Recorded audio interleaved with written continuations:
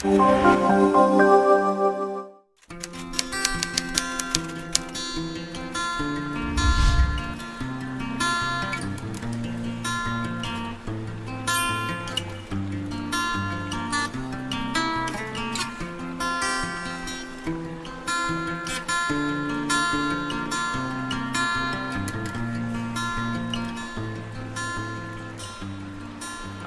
was writing a book.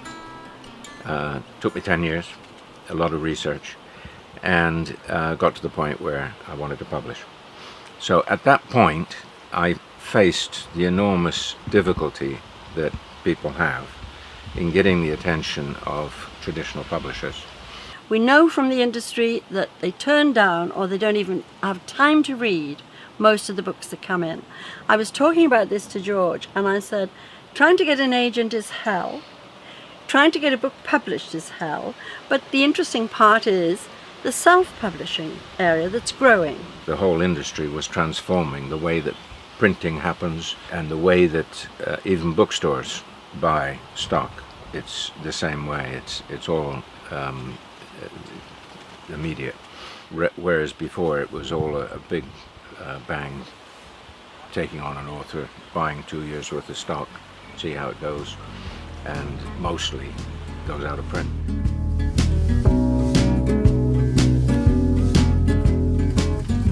He did go a good route of knowing there was a lot to learn about writing, that it's not straightforward, it's not that easy.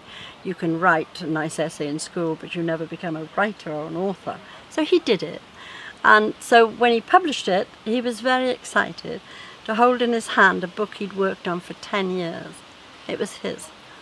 If a magazine or a newspaper can only handle, say, 50 books a week, and some of those are from best-selling authors, and some of them are from celebrities, then the new authors are not getting really much of a look in, because they're already, the others, the big names, are already taking up the capacity there is to review or look. Would you say that it's more difficult now for first-time authors to break into the market than perhaps in recent times? I think so. I think so. I mean, there is the lovely enthusiasm of something new, always. You have that riding on you. But you've got to have an original style. You've got to be coming out with something special.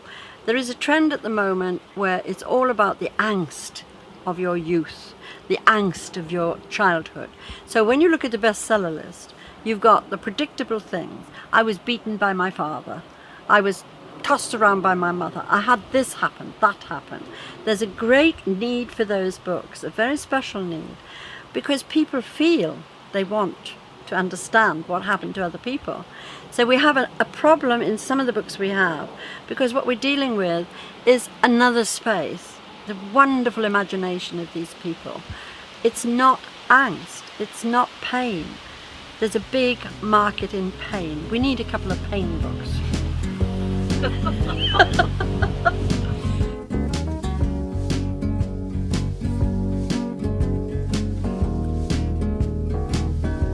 As we came together from the beginnings of my publishing the book, it went on to Christopher Ricci joining us with horror and fantasy, and then Derek Pearson joined us with science fiction, fantasy.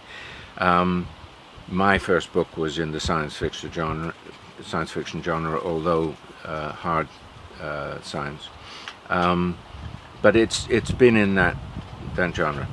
But since then, we've also taken on memoirs and poetry. What I found out about men's minds is they have to fight dragons.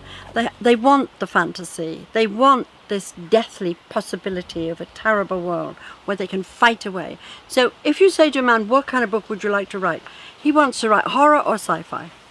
I'm fascinated by this. I think that's incredible. That says something about the male sex. It needs a challenge. If you read something, he reads with the mind of a man. if I read something, I read with them. I also read with the mind of an editor, and if I find any sentences that are so rottenly written, I don't read further. I just say to him, don't take this on. It's just so bad. As writers, we should know our tools. It's a craft, and we must do it right. We shouldn't rely on somebody else to edit our stuff. We should know what we're doing, and it makes me very angry. Yeah. Brenda is a long-term chief editor of a Various magazine, magazines. and so it is extremely useful that she's the barometer of. I put everything by her to get her view on what she feels about the style of writing to start with, because if the style of writing isn't there, then that's not very good to start with. But I do read the books to see if maybe there's a story there that is really fascinating and really good. I actually think it works. Yeah. I think It's more mysterious. it has a some ethereal quality. It's Yeah. ghost-like. It has to really come from the author, because it's the author's creation. So whereas we can help by pointing out where the style might be wrong, or maybe even the structure, or the development of the plot, or development of characters, there may be something we can guide the author in. But really it's his creation, his or her creation, and in the end of the day it has to be what they want. Now either what they want ends up being what we'd like to publish. That's the point. If they don't see it the way we see it, then it's best they could go somewhere else.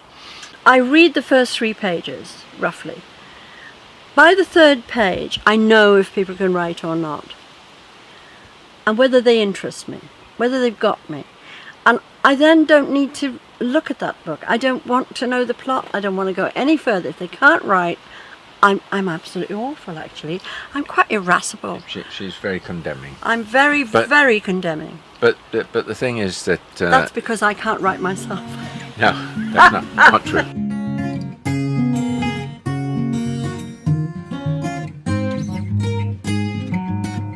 There's no such thing as a born writer.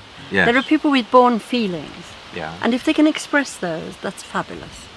That is a born writer, if you like. But it doesn't mean But everyone there are can people learn the with a skill. lot of feelings who can't do it. Then they've got to learn the craft. They've got to work If they at it. can. If they can. If they can. Yeah. We agree on something. It's really exciting. For us, a book is forever. If we believe in it, then we will take it and put it out there in every bookstore, and even physically on some bookstores like Waterstones.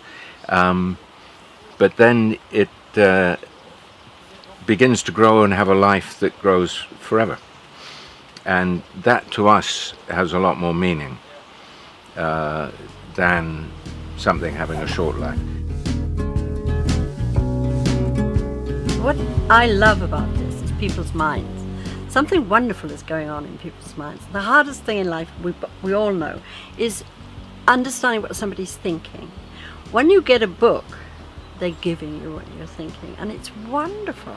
It's so thrilling. When I read some material of Derek's, and I know where he's been soaring in his mind, and I go soaring as well, and I think, oh, takes my breath away. It's so thrilling. It's so absolutely thrilling.